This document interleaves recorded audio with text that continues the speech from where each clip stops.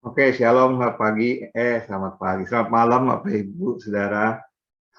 Lupa. Bersyukur, terima kasih kalau malam ini saya kembali diberi kesempatan untuk melayani di IFTF.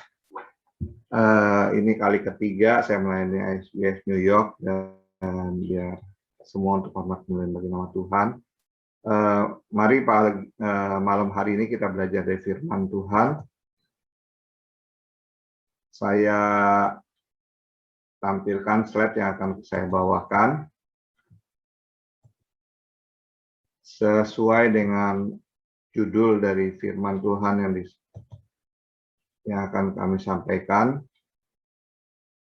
Firman Tuhan pada pada malam hari ini berbicara mengenai orang pilihan Allah.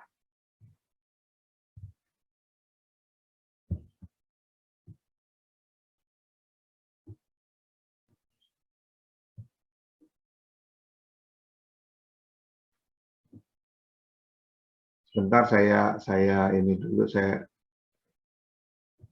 tadi lupa pencet F5 biar PowerPoint-nya bisa jalan sebentar.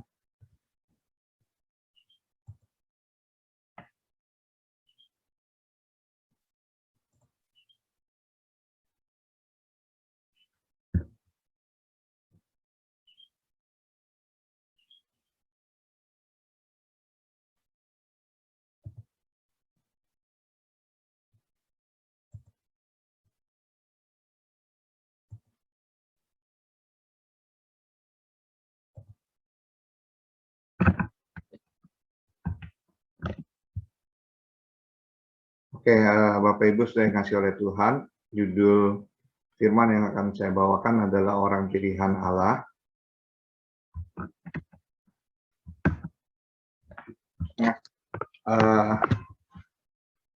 Dari begitu banyak keluarga di tanah Kanaan yang masuk ke dalam tanah Kanaan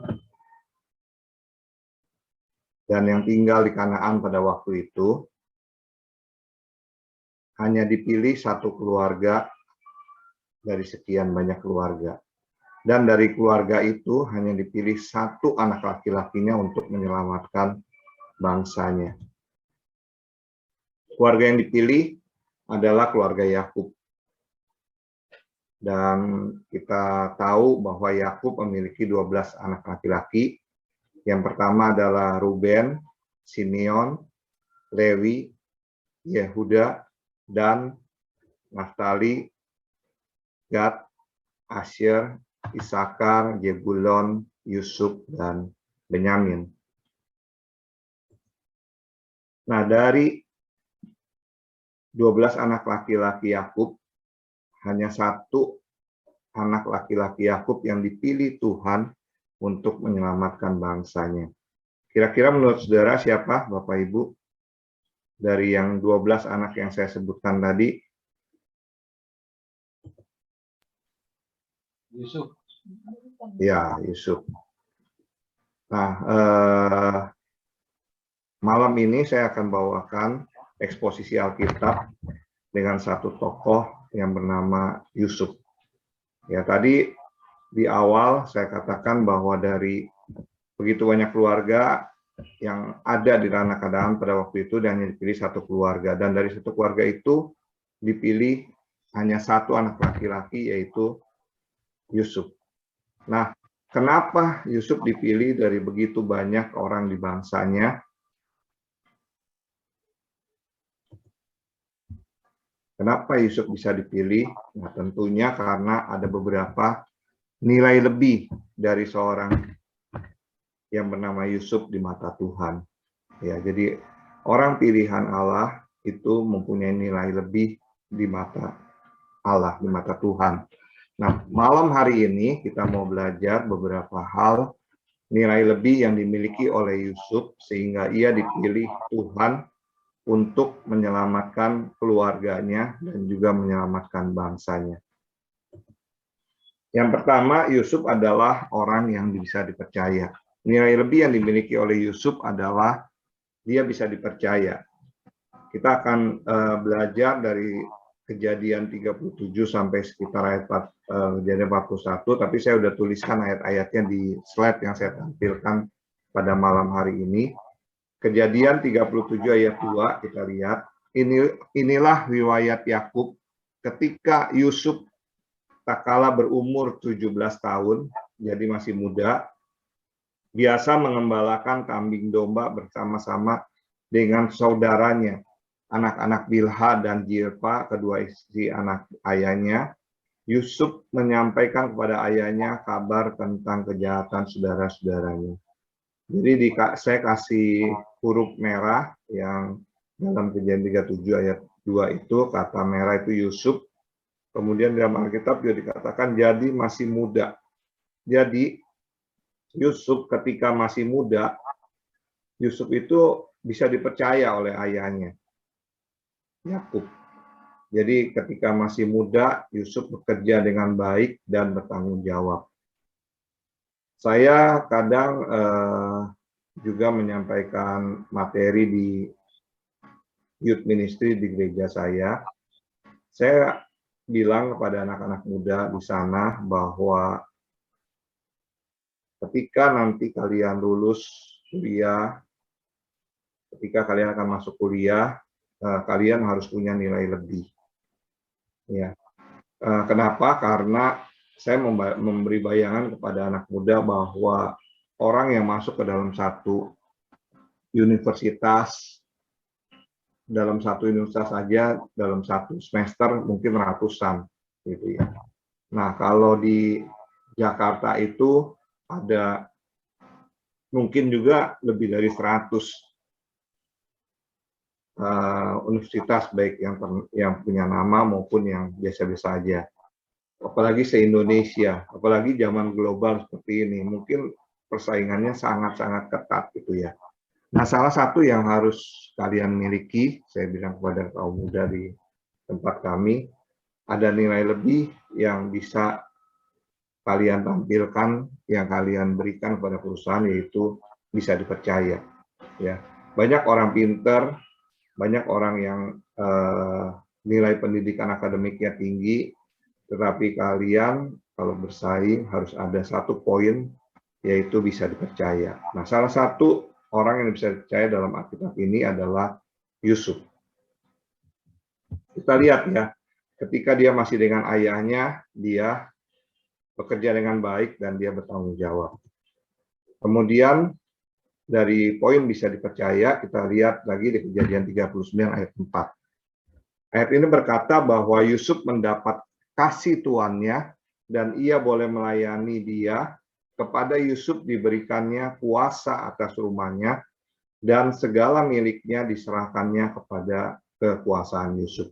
Jadi pada saat ini di Kejadian 37 tadi ketika dia masih dengan ayahnya, di Kejadian 39 dia sudah berada di luar rumah dan dia sudah ada dalam satu kondisi di mana dia kondisi yang cukup tidak enak, memprihatinkan. Pada waktu itu dia bekerja sebagai budak di rumah Potifar. Ya, kita tahu ceritanya bagaimana kakaknya iri dengan dia dan dia dijual oleh kakak-kakak. Dia malah hendak dibunuh, tetapi oleh anugerah Tuhan menyelamatkan Yusuf. Dia diambil lagi dari lubang sumur, kemudian dia dijual sebagai budak. Budak pada waktu itu adalah orang yang tidak berdaya. Budak pada waktu itu adalah orang yang tidak bernilai. Dan tidak ada pembelaan terhadap seorang budak. Dia bisa dianiaya di rumah itu. Tidak ada HAM pada waktu itu ya, tidak ada hak asasi manusia. Dia boleh dilukai, dia boleh apapun, bahkan dia boleh dijual dengan nilai terserah dari tuannya, dan dia tidak punya hak apapun bagi kehidupannya. Ya, jadi bagi seorang budak, mati dan hidup ada di dalam tangan tuannya.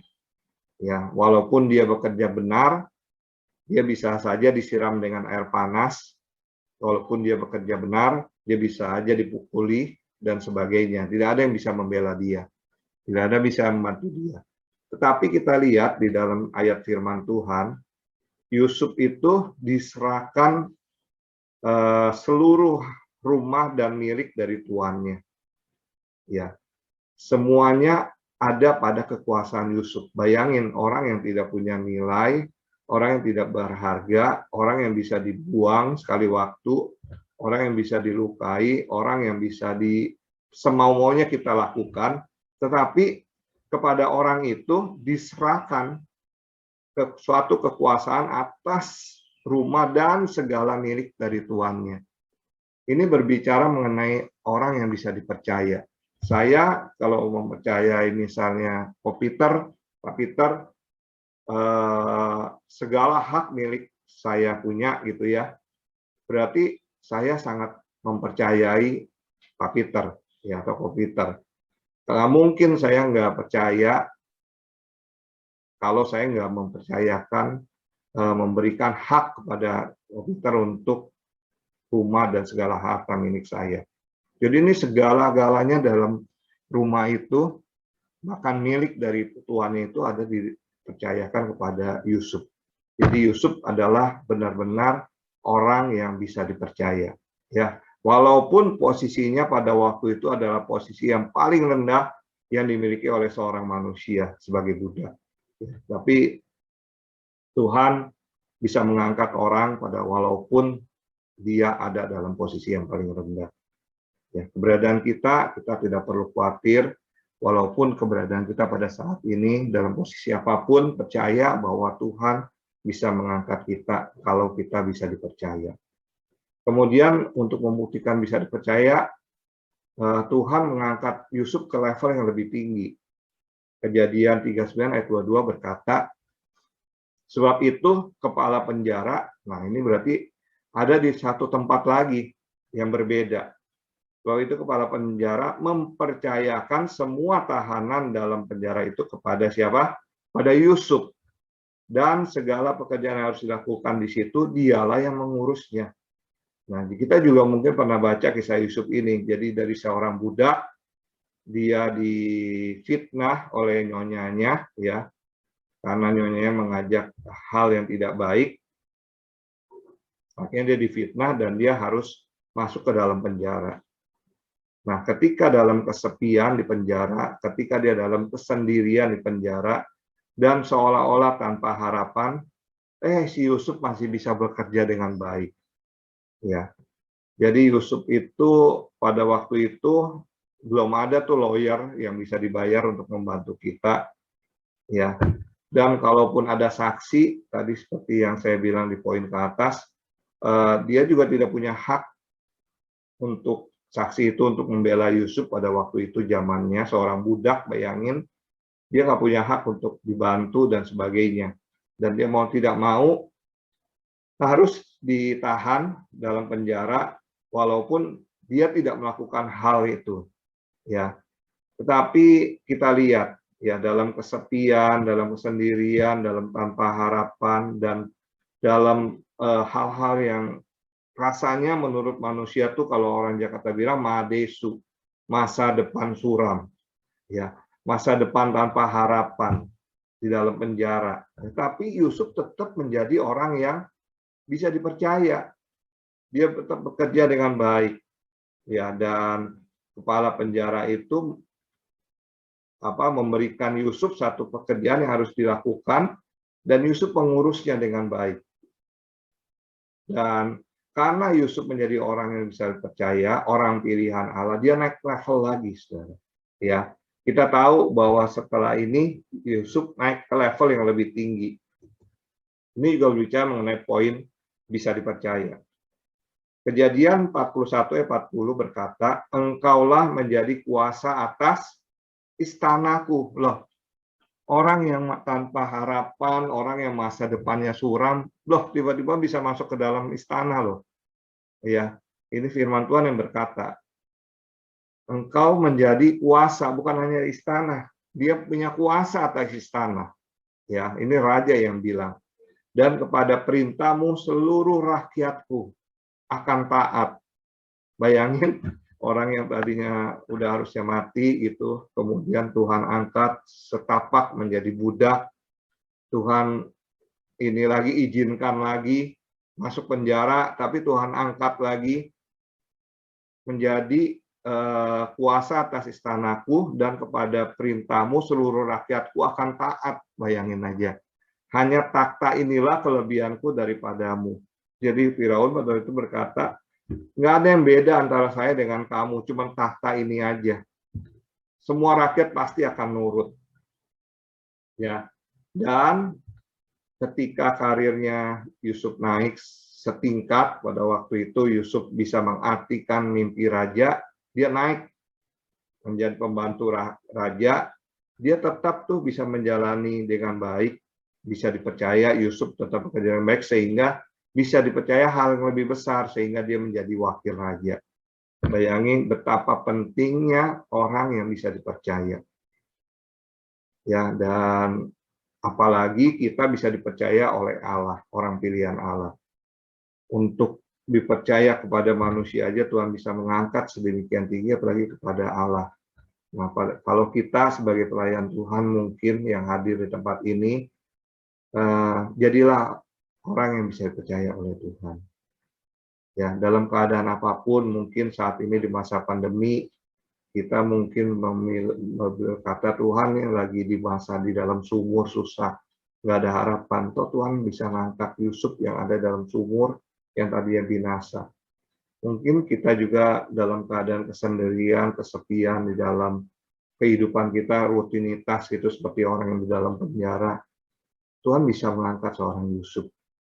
Saya yakin kalau kita bisa dipercaya oleh Allah, Tuhan juga bisa mengangkat kita ke tempat yang lebih tinggi. Seperti yang Tuhan berikan kepada Yusuf. Poin yang kedua, kenapa Yusuf menjadi orang pilihan Allah?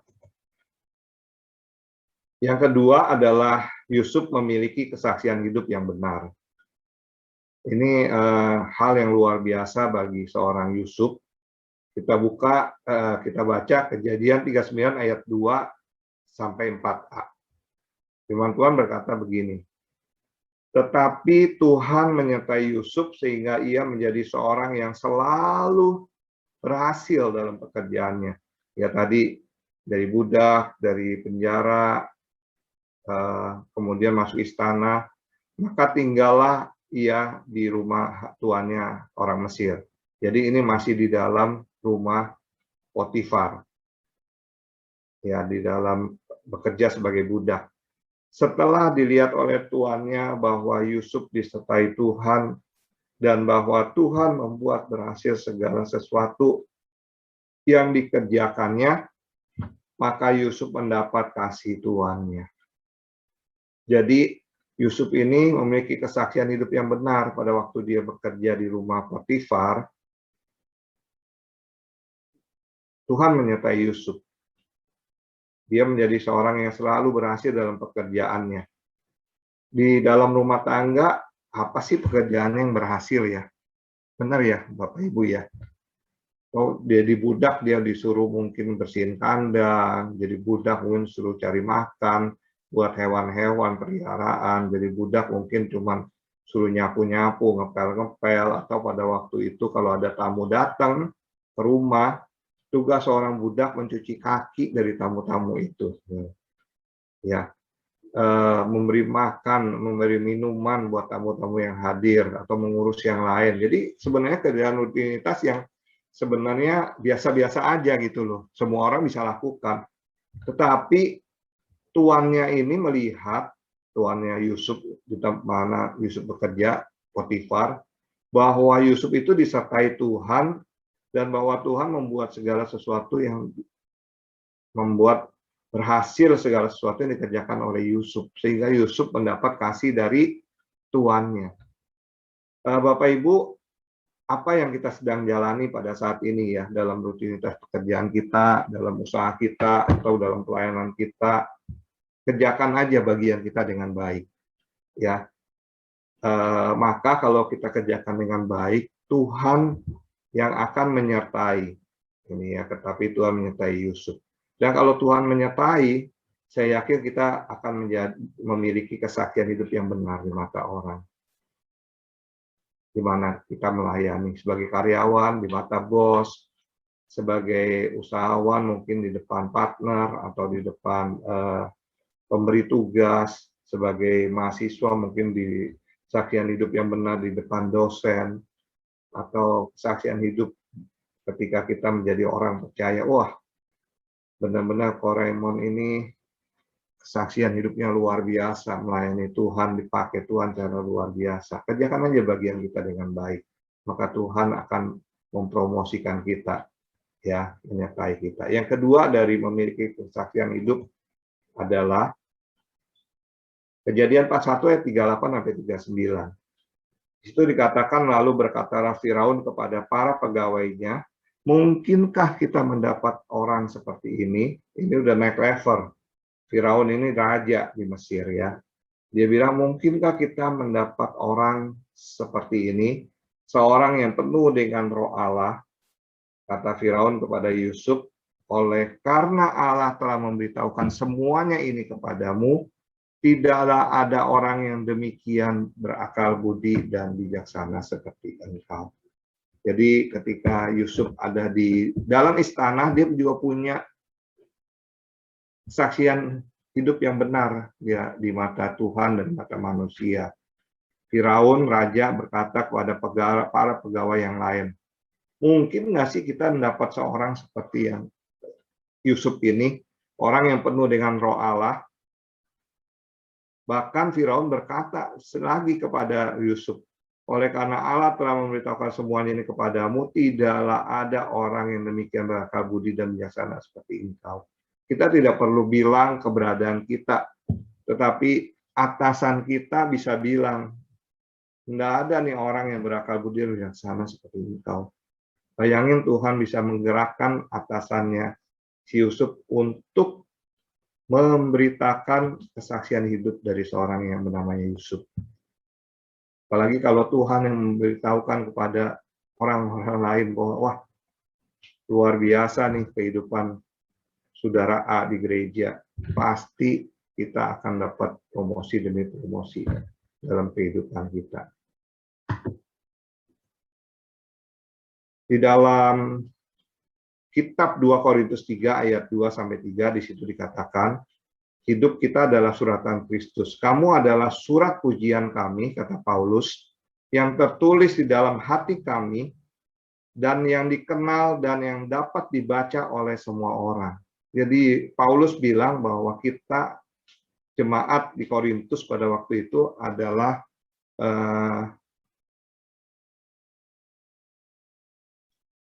orang-orang Korintus adalah surat yang bisa dibaca dan dilihat oleh semua orang, bisa dikenal oleh semua orang. Karena telah ternyata bahwa kamu adalah surat Kristus yang ditulis oleh pelayanan kami. Jadi jemaat Korintus adalah surat Kristus yang ditulis oleh pelayanan kami. Ditulis bukan dengan tinta, tetapi dengan roh dari Allah yang hidup, bukan pada loh batu, melainkan pada loh daging, yaitu di dalam hati manusia. Jadi Paulus memberitakan bahwa kepada orang Korintus kembali mengirim surat bahwa dia ada orang Korintus adalah pujian yang tertulis dalam hati Paulus. Kita anak Tuhan adalah suratan Kristus. Kehidupan kita terbuka, apalagi di Indonesia, orang-orang Kristen itu selalu dikatakan, wah, dibandingkan dengan orang-orangnya cuma dua sisi gitu, orang Kristen dan bukan orang Kristen. Jadi kalau orang Kristen melakukan kesalahan sedikit, langsung tuh, orang Kristen tuh seperti itu, orang Kristen tuh tabiatnya seperti gitu ya, nggak nyangka ya.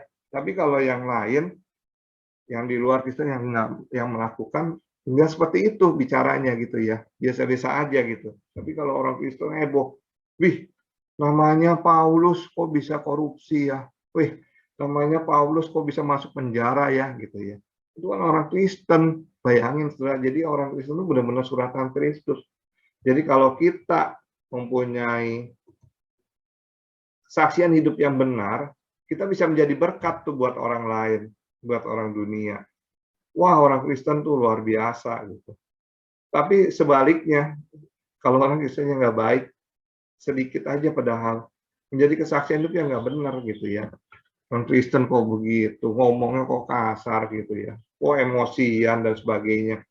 Jadi kalau kita sadar ini bahwa kita adalah suratan Kristus, hendaknya juga kita memiliki kesaksian hidup yang benar. Dan hidup itu yang benar yang gimana? Bukan kita yang ngomong gitu loh. Oh kita, si itu tuh sabar, si itu tuh baik, si itu suka membantu. Itu yang ngomong orang lain. Kalau kita yang ngomong itu namanya bukan memiliki kesaksian yang hidup yang benar, itu namanya orang sombong gitu ya. Saya emang nggak begitu, saya emang nggak emosian. Nah itu bukan kesaksian hidup yang benar.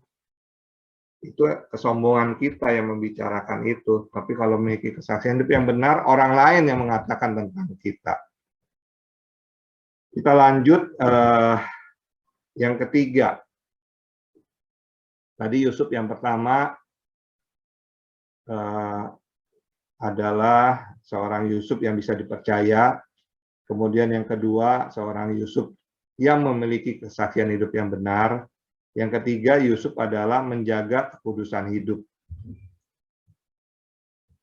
Kejadian 39 ayat 8 sampai 10 berkata, tetapi Yusuf menolak dan berkata kepada istri tuannya itu. Jadi dia ini di rumah Potifar bukannya nyaman-nyaman aja, ya bisa naik level, tapi ada godaannya. Dengan bantuanku, tuanku itu tidak lagi mengatur apa yang ada di rumah ini. Dan ia telah menyerahkan segala miliknya pada kekuasaanku. Bahkan di rumah ini, ia tidak lebih besar kuasanya daripadaku. Dan tiada yang tidak diserahkannya kepadaku selain daripada engkau. Sebab engkau istrinya, bagaimanakah mungkin aku melakukan kejahatan yang besar ini dan berbuat dosa terhadap Allah? Walaupun dari hari ke hari, saya kasih kalimat ini dengan huruf merah, perempuan itu, istri bosnya ini, istri Potifar, membujuk Yusuf. Yusuf tidak mendengarkan bujukannya itu untuk tidur di sisinya dan bersetubuh dengan dia. Jadi Yusuf juga dalam hidupnya mengalami cobaan, mengalami godaan. Tetapi Yusuf bisa menjaga kekudusan hidupnya. Ya, kalau satu kali itu namanya lolos gitu ya. Satu kali digoda bisa nggak jatuh itu lolos.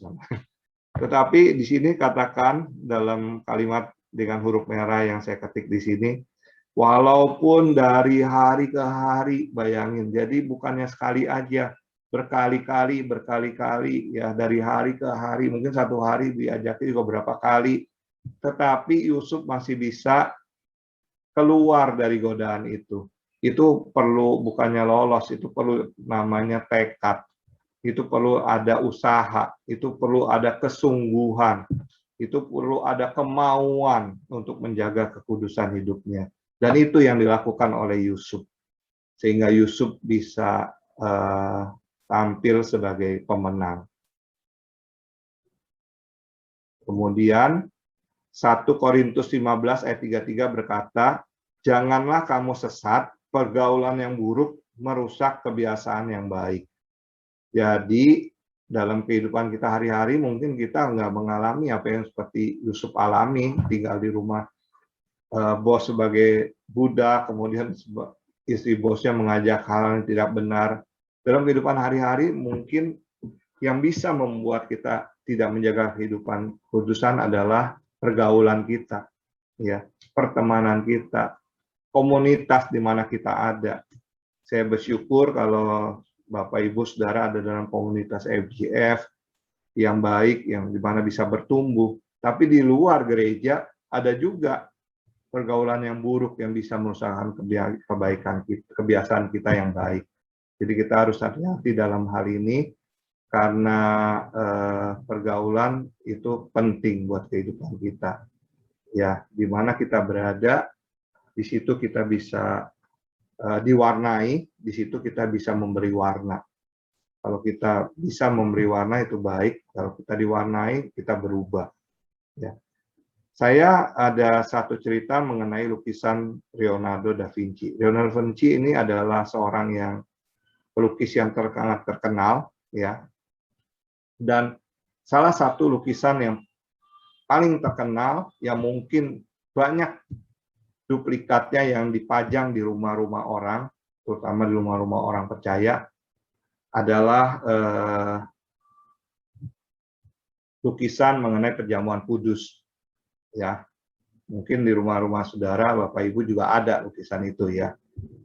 Nah, pertama kali lukisan itu yang menjadi duplikat di tempat kita masing-masing mungkin itu adalah perjamuan terakhir, ya, Last Communion, perjamuan kudus yang Yesus lakukan dengan murid-muridnya. Pada waktu Leonardo da Vinci mulai melukis, dia tidak melukis dengan asal-asalan. Dari satu buku yang saya baca bahwa lukisan itu dibuat lama, ya, berbulan-bulan, dan dia benar-benar memilih satu model, role model untuk jadi tokoh-tokoh dalam lukisannya.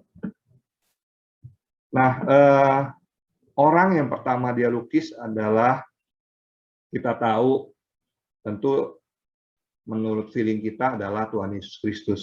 Ya, kenapa? Ya, itu gampang dilihat dari kitab suci, ya, dari Alkitab bagaimana seorang tokoh Yesus, orang yang baik hati, orang yang rendah hati, orang yang mengasihi, ya, orang yang mungkin udah beredar gambarannya atau fotonya, ya. Jadi si Leonardo awal-awal melukis Leonardo da Vinci, tetapi dia perlu satu model untuk bentuk tubuh, tingginya, lebarnya, ya, lebar tubuhnya, dan supaya proporsional dengan tokoh-tokoh yang akan dia gambar. Jadi dia nggak sembarang melukis. Nah, dia mencari model untuk Tuhan Yesus ini, ya. Dia cari di sekitarnya sampai dia dapat, dia bikin kontrak mungkin pada seperti ini, atau mungkin dulu ada fee dia bayar sebagai model, dan dia berhasil melukis tokoh Yesus. Kemudian dia cari lagi referensi mengenai tokoh-tokoh yang lain. Sampai dia bisa melukis 11 murid Yesus. Dan tinggal satu murid Yesus terakhir yang dia harus lukis. Dan dia mulai mencari. Ya, dia mencari tokoh yang terakhir itu, kalau menurut Bapak Ibu Saudara, tokoh yang terakhir itu kira-kira siapa? Ada yang mau jawab? Judas Iskariot, tentu ya. Karena yang satu yang paling gampang kan tokoh yang baik, yang lemah lembut, yang mengasihi itu Yesus.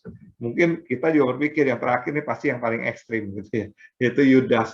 Jadi orang yang mengkhianat, orang yang menjual Yesus, ya. Mungkin orang yang mukanya nggak penuh kasih, orang yang mungkin mukanya munafik dan sebagainya gitu. Dicari, ternyata banyak juga orang seperti itu gitu ya. Jadi si Da Vinci ini nyari di luar, di pasar gitu, wah, kok banyak tipe-tipe seperti itu ya. Ya dia nyari nggak di FGF gitu ya. Kalau di FGF New York orang yang baik itu gampang gitu ya.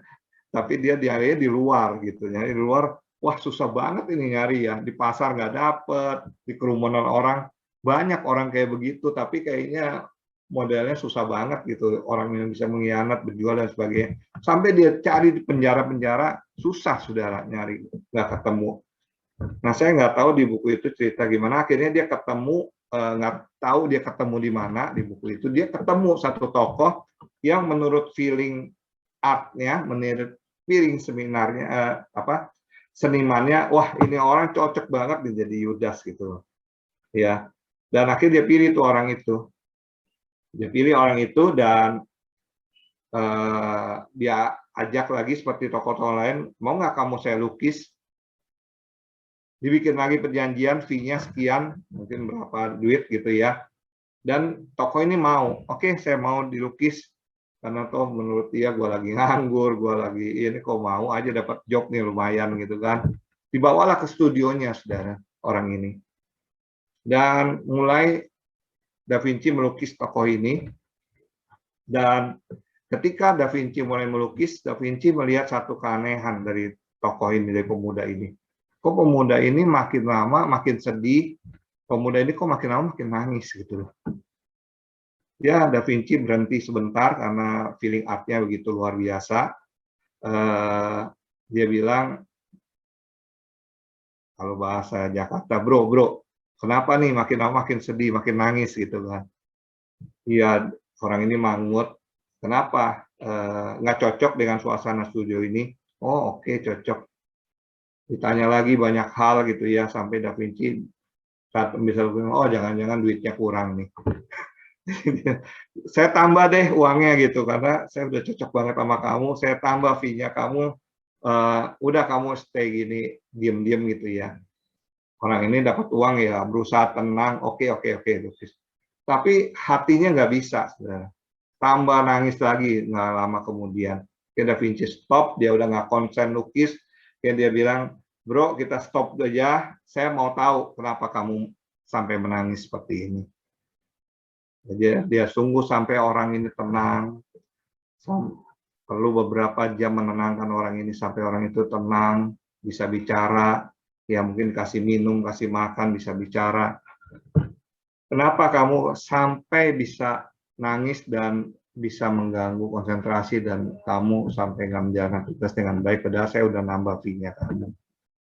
Akhirnya pemuda ini dia hanya menunjuk satu arah, dan Da Vinci menengok ke arah itu, ternyata arah itu adalah lukisan tokoh yang bernama Yesus Kristus. Da Vinci bilang, ini tokoh Yesus, kenapa kamu kok menangis melihat itu? Apakah kamu penuh dosa? Ya saya tahu kamu orang yang seperti ini. Memang saya pilih orang yang jahat, orang yang murtad, orang yang berkhianat gitu. Memang saya pilih seperti itu. Dan kamu kalau bisa habis ini bertobat pada Yesus gitu. Enggak, pemuda ini geleng, enggak, bukan seperti itu. Terus kenapa? Nyata Bapak Ibu, pemuda itu bercerita bahwa sekitar 6-7 bulan yang lalu, dia pernah datang ke studio itu, dan dia pernah dilukis oleh Leonardo da Vinci, dan tokoh di mana dia melukis itu adalah tokoh Tuhan Yesus. Da Vinci kan bingung, kenapa tokoh Tuhan Yesus kok sekarang dipilih dia menjadi tokoh Yudas, gitu kan. Satu yang bertolak belakang, kontradiktif banget gitu kan.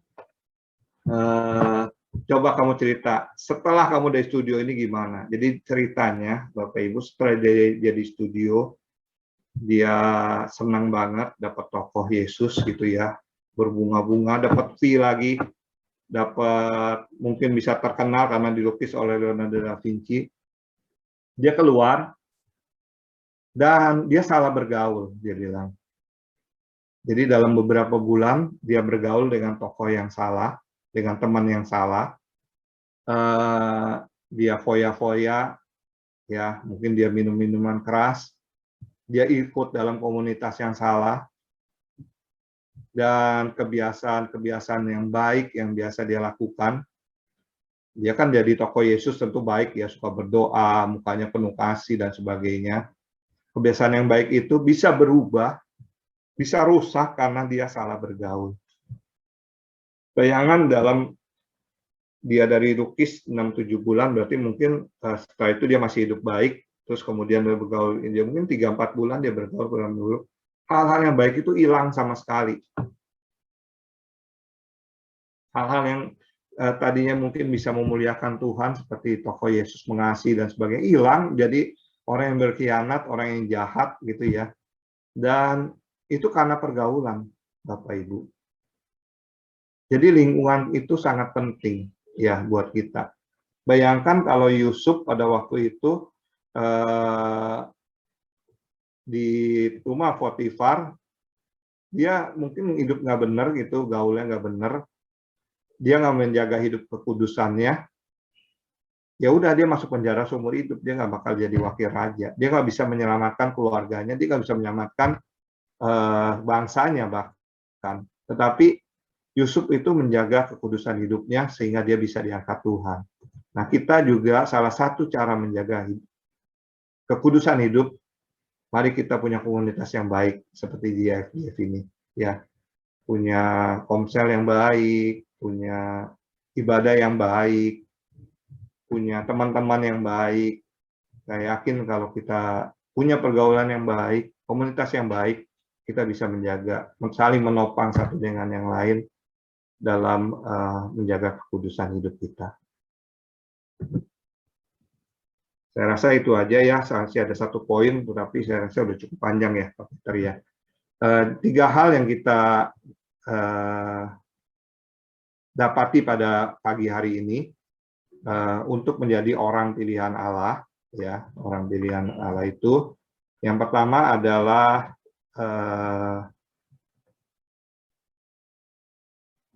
kita bisa dipercaya, ya, seperti Yusuf. Dalam pelayanan, dalam gereja, dalam pekerjaan kita, tempat usaha kita, dalam kita belajar, studi, dan sebagainya, kita menjadi orang yang bisa dipercaya. Kemudian yang kedua, kita memiliki kesaksian hidup yang benar. Dan yang ketiga, biar kita juga bisa menjaga kekudusan hidup kita. Demikian firman yang saya sampaikan pada malam hari ini. Kiranya boleh menjadi berkat buat kita semua. Tuhan Yesus memberkati.